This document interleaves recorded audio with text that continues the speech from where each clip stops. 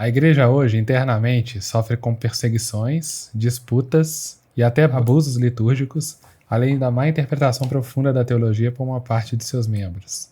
Casos como a teologia da libertação, ecumenismo, sincretismo religioso, diálogos interreligiosos, questões morais como o sexo e o gênero, os sínodos sobre a sinodalidade, a ecologia integral e até documentos como Laudato Si, de 2015, Amoris Laetitia, de 2016, Fraternidade Humana, 2019, Tradição de Custódios, 2021, Fiducia Supplicans, 2023, e críticas sobre o pontificado do Papa Francisco são vistos hoje em dia. Nesse vídeo, iremos falar sobre cada tema acima apresentado, colocando reflexões sobre cada um deles.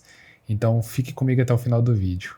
Alguns grupos conservadores hoje na igreja dizem com grande fervor que o Papa Francisco é herege e vai contrário à tradição da igreja, promovendo o liberalismo, além também de questionar se Francisco está alinhado com a tradição por causa de documentos como Amoris Laetitia e Fiducia Supplicans. Iremos analisar agora cada um desses documentos e outros aspectos citados acima, como o sincretismo religioso, teologia de libertação, um pouco da teologia feminista e indígena, que estarei em alguns desses documentos sem me aprofundar muito sobre o tema que já estará dito nesses documentos. Fiducia Supplicans, de 2023. De forma geral, este documento fala sobre a permissão de bênçãos para casais em situações irregulares, o que gera muita controvérsia. Aqui falarei mais sobre os casais homoafetivos.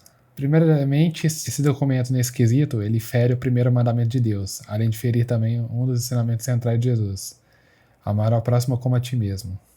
O primeiro mandamento resume os 3 primeiros, e o ensinamento de Jesus, o segundo, resume os últimos 7. Sendo assim, como pode seguir o primeiro mandamento que vemos desde a criação do homem, onde homem e mulher foram criados para amar a Deus e pelo pecado caiu? O documento cita bênção para casais, para as pessoas, e não para o sentido do casal em si. E isso é um problema. Fere o primeiro mandamento, pois as pessoas em situações regulares, se amassem a Deus como diz o primeiro mandamento, não estariam em pecado, ignorando a criação e a união do homem com a mulher. E acaba ferindo o segundo, que é amar o próximo como a ti mesmo, que engloba os últimos 7 mandamentos. Como uma pessoa se ama estando em pecado, e como ela vai amar o próximo estando ela em pecado e fazendo a pessoa do seu lado pecar.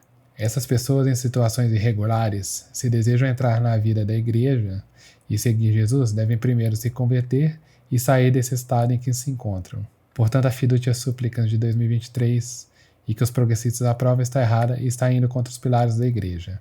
Tradição e Custódios de 2021. Foi criada para inibir sacerdotes contrários ao Concílio Vaticano II, de protestar e de dividir a igreja.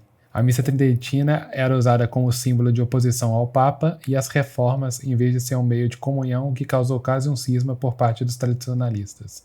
Ao meu ver, essa forma de liturgia deveria voltar, porque é o caminho mais curto de elevar a alma a Deus, no sentido amplo, apesar da missa atual também fazer a mesma coisa, mas num sentido estrito. Tanto os tradicionalistas quanto os progressistas devem fazer um exame de consciência e voltar em seu caminho para Jesus sem divisões. Fraternidade Humana de 2019. Foi um documento assinado com o grande imã de Al-Azhar, promovendo a paz entre as religiões católica e muçulmana. Vemos que muitos grupos tradicionais são contrários a essa decisão, mas voltemos no tempo na época das cruzadas, quando o rei inglês Ricardo Coração de Leão estava vencendo a terceira cruzada, quando ele teve que voltar para sua cidade porque seu irmão queria usurpar o trono. Logo, o Coração de Leão teve que fazer um acordo através do diálogo interreligioso com Saladino, líder dos muçulmanos, pedindo paz entre seus seguidores e os de Saladino, para que esses não atacassem os cristãos nos territórios tomados por Saladino. A Igreja Católica é sim a única verdadeira e fora dela não há salvação. Mas não podemos impedir uma paz global através do diálogo entre as religiões. Só não devemos cair no ecumenismo. Através da caridade e do amor ao próximo, estaremos seguindo Jesus através de seus passos, sem afetar os pilares da nossa fé que recebemos da igreja. Mas não podemos negligenciar tentando tornar o mundo perfeito, pois o objetivo principal é levar as almas para o céu e não criar o paraíso na terra. Jesus mesmo disse em Mateus 10:34, não penseis que vim trazer paz à terra.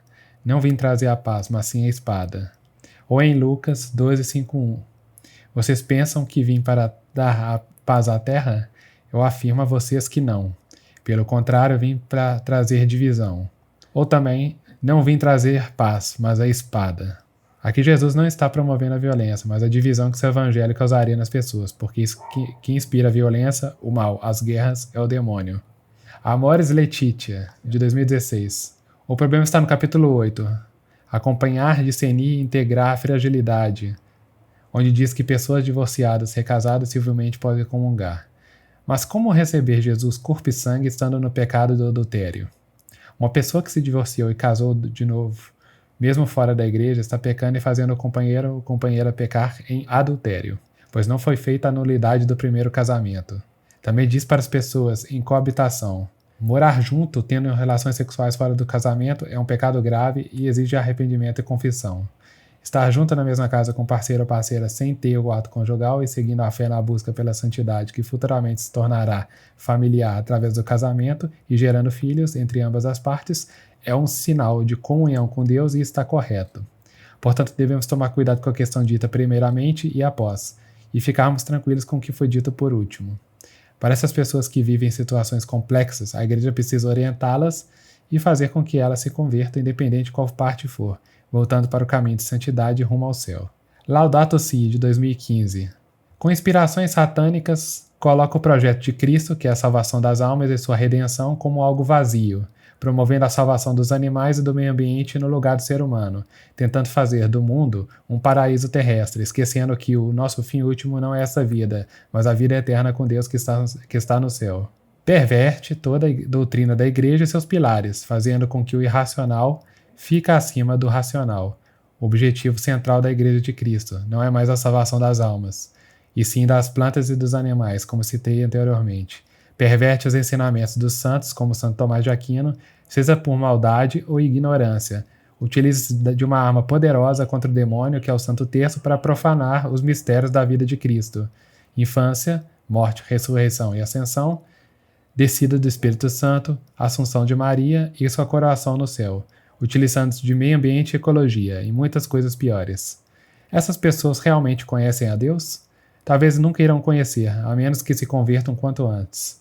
Sínodos sobre a sinodalidade de 2021 a 2024.